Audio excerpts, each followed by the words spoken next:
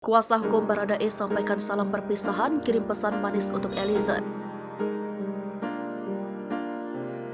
Kuasa hukum Baradae alias Richard Eliezer menyampaikan salam perpisahan untuk kliennya Kamis 23 Februari 2023. Salam tersebut ditulis di akun pribadinya. Seperti diketahui, Eliezer terlibat dalam kasus pembunuhan berencana Brigadir Nofriansah Yosua Huta Barat. Dalam kasus tersebut, Eliezer dipidana dengan kurungan 1 tahun 6 bulan penjara. Sementara hasil sidang kode etik Polri belakangan, ia disanksi demosi selama 1 tahun dan tetap berada di kepolisian. Roni Talapesi adalah kuasa hukum yang mengawalnya dari awal kasus hingga sidang etik. Kali ini ia menyampaikan salam perpisahan kepada kliennya dan menganggap tugasnya telah selesai. Roni menyebut keputusan itu telah sesuai dengan harapan pembelaan Eliezer. Dalam unggahan tersebut, Roni Talapesi berterima kasih kepada Polri yang telah memberikan kesempatan untuk Richard Eliezer kembali menjadi polisi. Kini, Roni menyampaikan jika tugasnya mengawal Richard telah selesai. Roni berharap agar kedepannya Richard Eliezer bisa belajar dari pengalaman hidupnya.